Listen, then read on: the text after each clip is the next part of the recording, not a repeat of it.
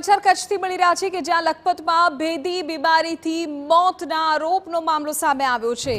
તાલુકા પંચાયતના પૂર્વ સભ્ય હુસૈન રાયમાનો દાવો છે કે પાછલા 15 દિવસમાં 12 લોકોના મોત થયા। ન્યુમોનિયા તાવ જેવા લક્ષણો ધરાવતા દર્દીના મોતનો દાવો છે।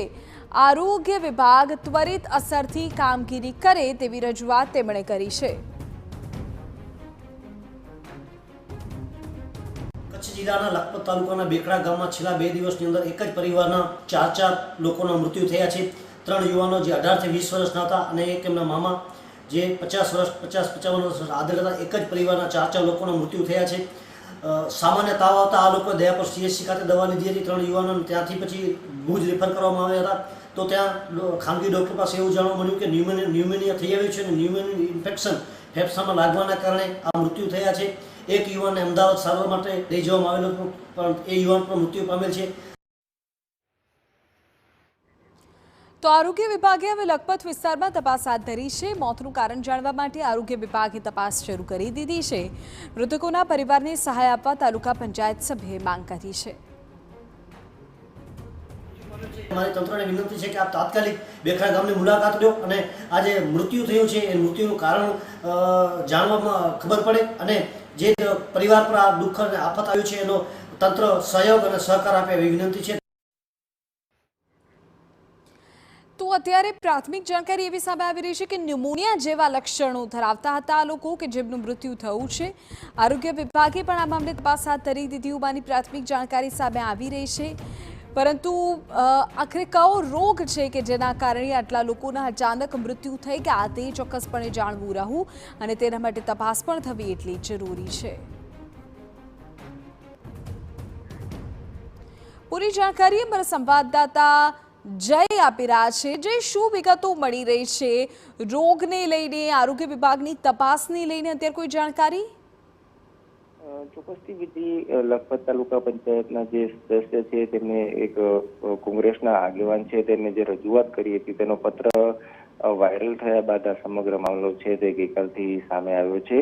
અને જે પત્ર વાયરલ થયો છે અને જે તેમને ફરિયાદ કરી છે તેમાં તેમને સ્પષ્ટ જણાવ્યું છે કે છેલ્લા થોડા દિવસોને ખાસ કરીને 4 દિવસની અંદર જ લખપતના અલગ અલગ જે ગામડાઓ છે વાંઢો આવેલી છે તેની અંદર ભેદી બીમારી છે તેની કારણે 12 લોકોના મોત થયા છે અને આરોગ્ય વિભાગ દ્વારા તાત્કાલિક આ બાબતને ધ્યાને લઈ અને કાર્યવાહી કરવામાં આવે। આ પત્ર વાયરલ થયા બાદ હાલ જે આરોગ્ય વિભાગ તરફથી માહિતી મળી રહી છે તે મુજબ તેમની અલગ અલગ ટીમો છે તે લખપત વિસ્તારમાં હાલ તૈયાર કરી રહી છે।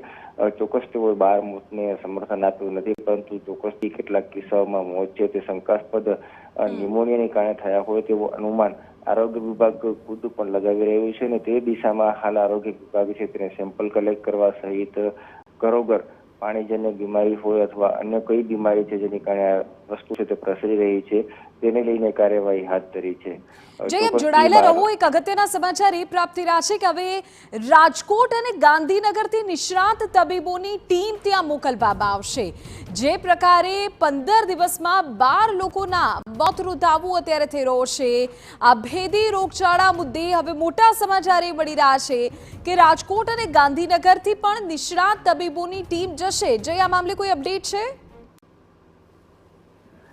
ચોક્કસથી ઓલરેડી જે આ બાબતના નિષ્ણાંતો છે તેમના દ્વારા આ મામલાની તપાસ કરવામાં આવી રહી છે કેમ કે જે રીતે મોતનો આંકડો છે તે સામે આવ્યો છે।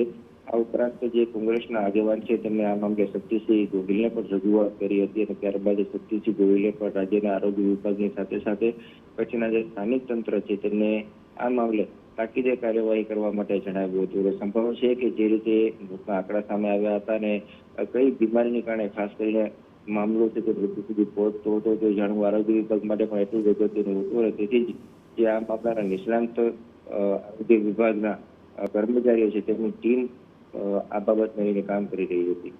ઓકે, જે આગળ પણ આપણી પાસેથી અપડેટ મેળવીએ છીએ। આભાર તમામ જાણકારી બદલ। તો મારા સંવાદદાતા જે પ્રકાર જણાવી રહ્યા છે, નિષ્ણાત તબીબોની ટીમને હવે કામે લગાડવામાં આવશે। ત્યાં સુધી વિગતો મળી રહી છે કે જે પંચાયતના પૂર્વ સભ્ય છે તેમના દ્વારા હવે શક્તિસિંહ ગોહિલને પણ આ મામલે પત્ર લખવામાં આવ્યો છે। જે ભેદી રોગચાળો છે તેને લઈને વહેલામાં વહેલી તકે સેમ્પલ કલેક્ટ કરવાની કામગીરી એ વિસ્તારમાં કરવામાં આવે તેવી માંગણી ઉઠી છે।